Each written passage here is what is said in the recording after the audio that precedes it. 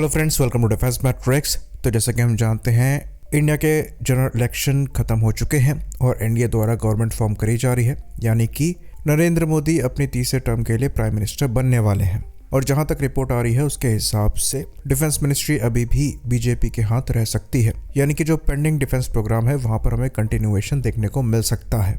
तो आज की इस वीडियो में हम यही डिस्कस करने वाले हैं कि मोदी 3.0 गवर्नमेंट में कौन कौन से डिफेंस प्रोग्राम आने वाले समय में हमें एग्जीक्यूट होते हुए दिखाई देंगे। तो शुरुआत यहाँ पर हो सकती है रफाल एम की डील के साथ, जिसको लेकर हमने कुछ ही दिनों पहले रिपोर्ट किया था कि कैसे इंडिया और फ्रांस द्वारा तैयारी करी जा रही है नेगोशिएट करके एक एग्रीमेंट पर आने की, जिस पर बेस्ड होकर डील साइन यहाँ पर करी जाएगी और इंडियन नेवी को 26 रफाल एम फाइटर मिलेंगे। मोस्ट लाइकली इस डील को इस साल के अंत से पहले साइन करने की कोशिश करी जाएगी। तो ये चीज़ कही जा रही है कि ये 26 एयरक्राफ्ट INS विक्रमादित्य और INS विक्रांत दोनों से ऑपरेट होंगे और डील साइनिंग के 3 से 4 साल के पीरियड में ये इंडियन नेवी को रिसीव होना चालू हो जाएंगे।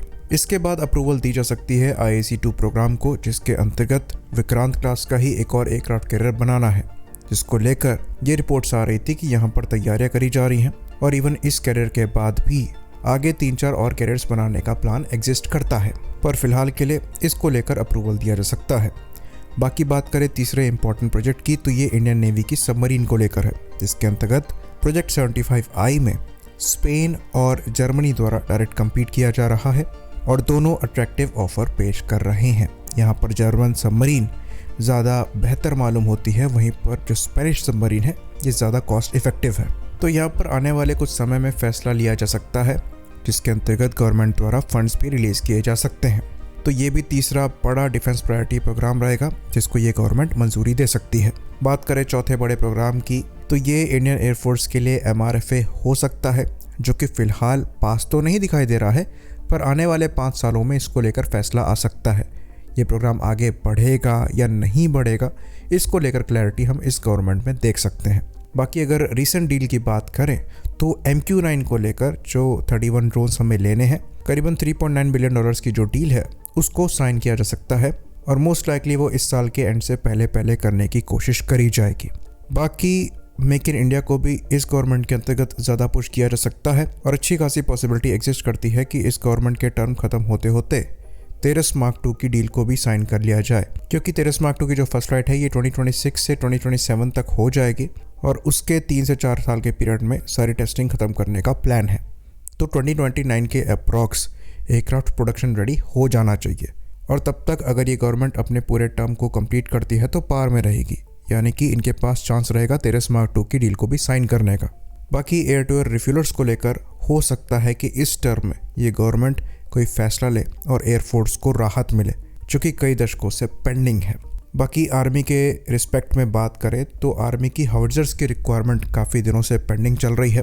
करीबन 1000 के ऊपर 155 मिलीमीटर 52 कैलिबर की हाउट्जर्स की रिक्वायरमेंट्स हैं, जिनको पूरा करना अभी पेंडिंग है। शुरुआत में एथोस को प्रिक्योर करने की बात चल रही थी, पर बीच में अटैक्स को ऑर्डर किया गया करीबन 307 के नंबर में, पर फिर भी एक मेजर रिक्वायरमेंट बचती है जिसको लेकर आर्मी द्वारा कई बार RFI को रिलीज़ किया गया है। तो इन 5 सालों में ये देखना इंटरेस्टिंग होगा कि इस फील्ड में हम कितना आगे बढ़ते हैं। बाकी ड्रोन्स को लेकर तो काम आगे बढ़ ही रहा है। इंडियन आर्म्ड फोर्सेस UAVs के मामले में काफ़ी तेज़ी से प्रोग्रेस कर रही है, जिसके अंतर्गत हर तरीके के ड्रोन्स को इंडियन आर्म्ड फोर्सेस द्वारा ट्राई भी किया जा रहा है और प्रिक्योर भी किया जा रहा है। तो इस इंडिजिनस एफर्ट को और ज़्यादा बढ़ावा इस गवर्नमेंट में मिल सकता है। बाकी एक और इम्पॉर्टेंट फील्ड है जिसके बारे में ज़्यादा चर्चा नहीं होती, उसे भी हम डिस्कस कर लेते हैं। यहाँ पर हम बात कर रहे हैं कम्युनिकेशन की, जिसके अंतर्गत नेटवर्क सेंट्रिक वॉरफेयर लेवल की कम्युनिकेशन को डेवलप किया जा रहा है। Different software defined radios development में है, जो कि इंडिजिनसली ही प्रोड्यूस किए जा रहे हैं और मोस्ट लाइकली इस फील्ड में भी हम आगे बढ़ सकते हैं और एक कॉमनैलिटी तीनों आर्म्ड फोर्सेस में देखी जा सकती है। तो यहाँ पर हम आने वाले 5 सालों में इम्प्रूवमेंट देख सकते हैं। बाकी एक और इम्पॉर्टेंट फील्ड है जिस पर हम बहुत जल्द ही फैसला देख सकते हैं। यहाँ पर हम बात कर रहे हैं अग्निपथ स्कीम की, जिसके अंतर्गत जवानों को भर्ती किया जा रहा है। तो अग्निपथ स्कीम से आम लोग खुश नहीं थे, इवन आर्म्ड फोर्सेस में भी कई ऑफिसर्स द्वारा ऐसा माना गया कि जो इम्प्लीमेंटेशन हुआ था इस स्कीम का वो प्रॉपर नहीं हुआ था। तो इस मिसमैनेजमेंट को फिक्स किया जा सकता है। हो सकता है अग्निपथ स्कीम को पूरी तरीके से ना हटाया जाए और यहाँ पर कुछ इम्प्रूवमेंट्स किए जाएँ, जिसके अंतर्गत ये आर्म्ड फोर्सेस के लिए भी बेनिफिशियल रहे, साथ ही साथ जो जवान इंडियन आर्म्ड फोर्सेस को सर्व करना चाहते हैं ये उनके लिए भी बेनिफिशियल रहे। इस स्कीम को पूरी तरीके से हटाना इंडियन आर्म्ड फोर्सेस के लिए फेवरेबल नहीं होगा, क्योंकि फिर आपके पास चॉइस नहीं बच जाएगी, पेंशन आपको ज़्यादा से ज़्यादा देनी ही पड़ेगी, जो कि कैपिटल प्रोक्योरमेंट को अफेक्ट करेगी। अल्टीमेटली जवानों को बेटर इक्विपमेंट्स और सर्विसेज नहीं मिल पाएंगी।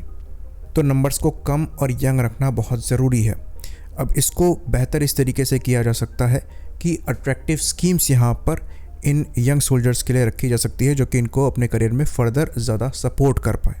तो थोड़ा सा यहाँ पर स्पेंडिंग बढ़ानी पड़ेगी, लेकिन इस स्कीम को पूरी तरीके से हटाना हमारे हिसाब से फेवरेबल नहीं है। बाकी अच्छे खासे इंडिकेशन दिखाई दे रहे हैं कि यहाँ पर कुछ चेंजेस तो होंगे। आई होप इन्फॉर्मेशन यहाँ पर क्लियर रही हो। इसी बात पर इस वीडियो को हम ख़त्म करेंगे। लाइक करिए, सब्सक्राइब करिए। जय हिंद।